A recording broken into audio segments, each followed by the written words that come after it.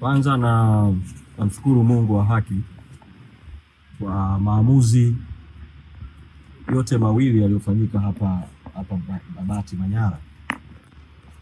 Uamuzi wa tarehe 28 mwezi wa 8 uliofanywa na Jaji Kamuzora Devota, ambaye yeye alifanya maamuzi makubwa mawili katika maombi yetu ya awali ya kufungua kesi ya mapitio ya kimahakama kwa maana judicial review. Na kwanza alitukubalia kwamba tuna haki ya kufungua maombi ya mapitio ya kimahakama kwa maana judicial review, na tukapewa siku 14 kufungua hayo maombi ya kupinga uamuzi wa msajili. Kwa huo ni uamuzi wa kwanza kubwa uliofanyika tarehe 28 mwezi wa 8.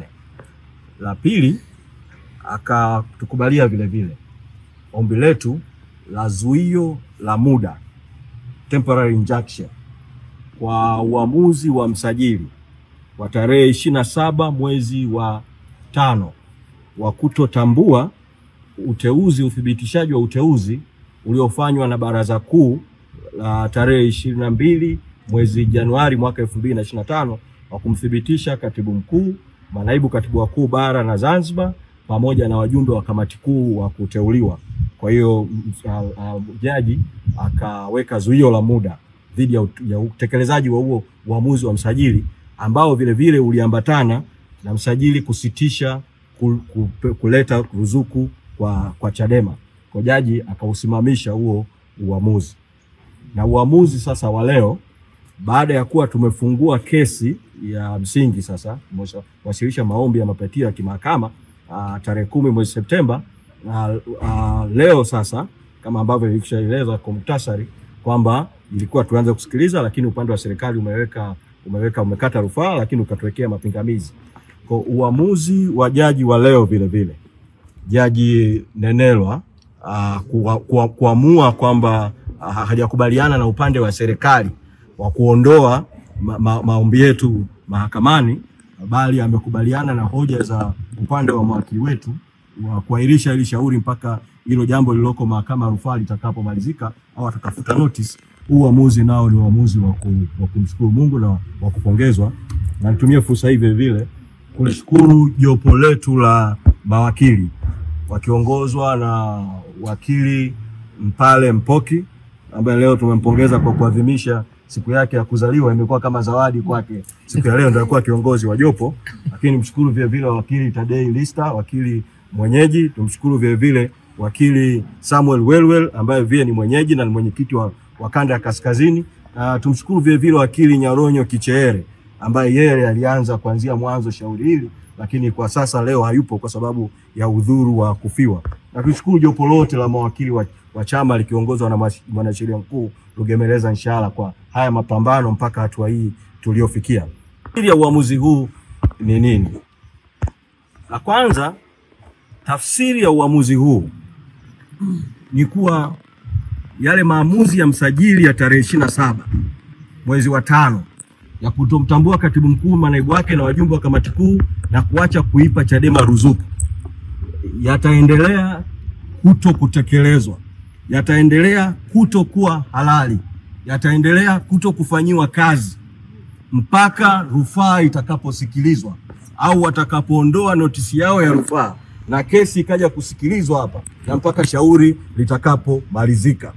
Kwa mwito wangu kwa taasisi zote na wadau wote ambao msajili wa vyama vya siasa aliwapotosha kwa tamko lake kwa umma la tarehe 27 mwezi Mei mwaka 2025 la kutotambua katibu mkuu, manaibu wake, wajumbe wa kamati kuu na kusitisha ruzuku ya Chadema, wadau wote wapuuze tangazo hilo la msajili na wamtambue katibu mkuu, manaibu, wajumbe wa kamati kuu na mambo yaliyofanyika kwenye Baraza Kuu tarehe 22 mwezi Januari mwaka 2025.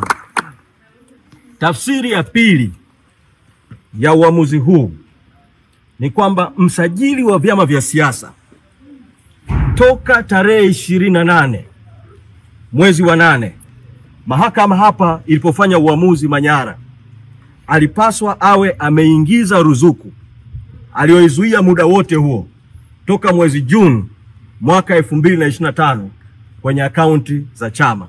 Sasa sisi baada ya uamuzi huu wa mahakama hapa Manyara wa tarehe 28 mwezi wa 8, kupitia kwa mkurugenzi wetu wa fedha na uchumi, tulimwandikia barua msajili wa vyama vya siasa, tukamweleza juu ya uamuzi wa mahakama, tukaambatanisha na uamuzi wa mahakama ambao tulipewa nakala tarehe 29 mwezi Agosti.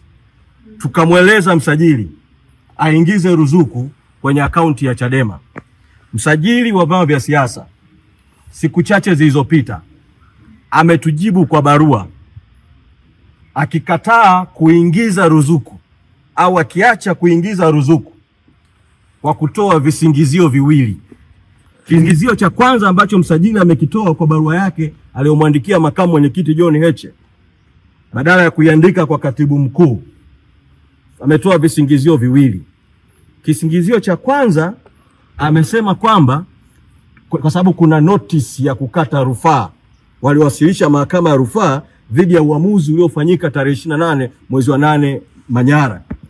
Kimsingi ofisi ya msajili wa vyama vya siasa ambayo inaongozwa na jaji wa mahakama kuu, Jaji Mutungi, ile barua kama imeandikwa kwa baraka zake, manake barua imesainiwa na afisa mmoja katika ofisi yake anaitwa Sisti Nyahoza.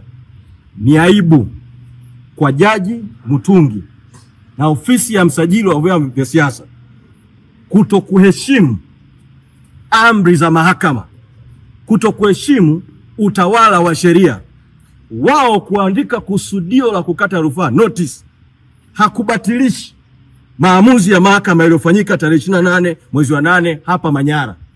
Kwa kupitia mkutano huu, kupitia mazungumzo haya, namtaka msajili wa vyama vya siasa asikilize kauli ya jaji mkuu aliyoitoa karibuni ya kutaka watu wote, taasisi zote ziheshimu utawala wa sheria, ziheshimu hukumu za mahakama, atekeleze hukumu ya mahakama.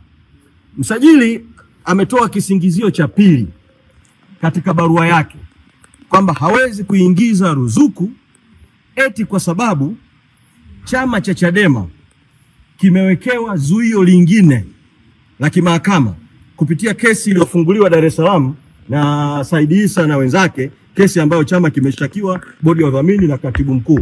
Kwa kutokana na lile zuio la tarehe 10 mwezi Juni mwaka 2025, anadai eti sasa hawezi kupeleka ruzuku.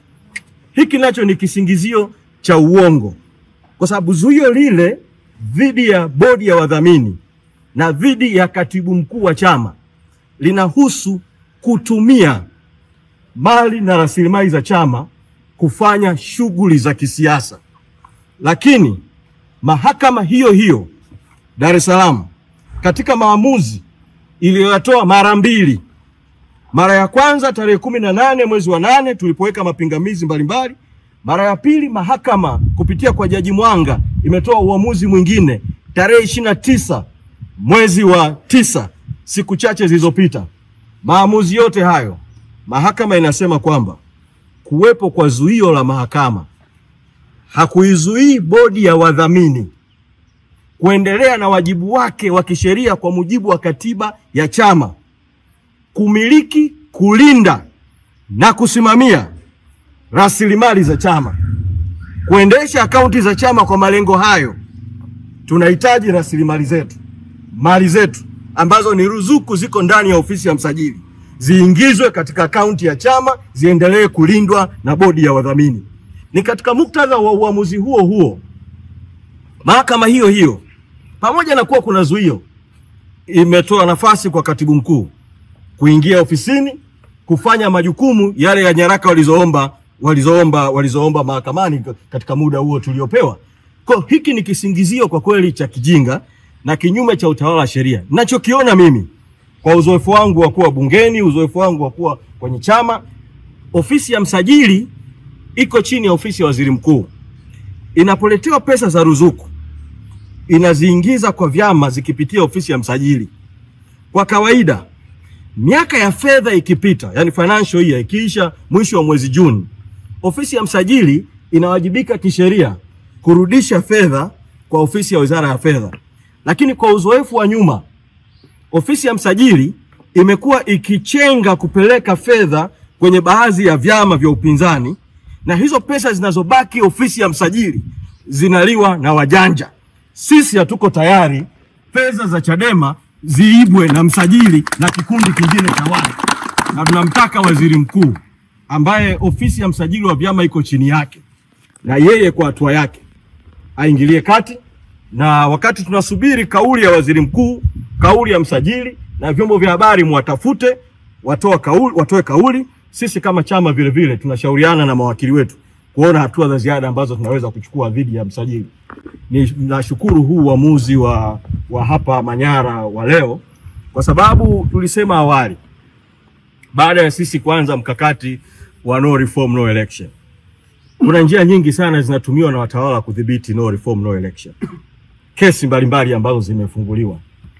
Uamuzi wa msajili kutomtambua katibu mkuu, manaibu katibu wakuu na kamati kuu na secretariat, kimsingi ulilenga kukifanya chama kikose chombo cha kiutendaji cha kiuendeshaji katika mapambano ya no reform no election.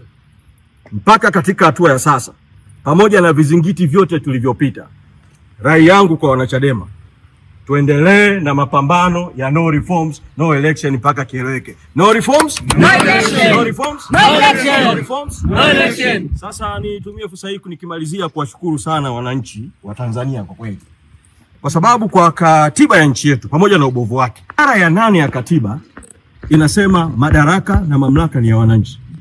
Lengo la serikali ni ustawi wa wananchi. Serikali itawajibika kwa wananchi. Hiyo ni ibara ya 8. Na ibara ya 21 inasema kwamba wananchi wana haki ya kushiriki kwenye maamuzi ya nchi yao, ama moja kwa moja au kupitia wawakilishi wao wakiwachagua kwa kura. Mimi niwapongeze wananchi wa Tanzania. Kwa sasa nikisoma kwenye mitandao, nikiangalia kwenye makundi sogozi, ninachokiona mimi ni mapambano ya wananchi katika maeneo mbalimbali, kila mmoja kwa lugha yake na kwa namna yake ambayo ni ya kwenu nyinyi ndio wenyeji. Kesi sasa hivi imeahirishwa bila kusemwa itakuja lini, lakini Mungu jalia tutarudi tena hapa, mjiandae tukija tena hapa mahakamani, lakini msimamo ni ule ule: no reforms no election. No reforms no election. No reforms no election.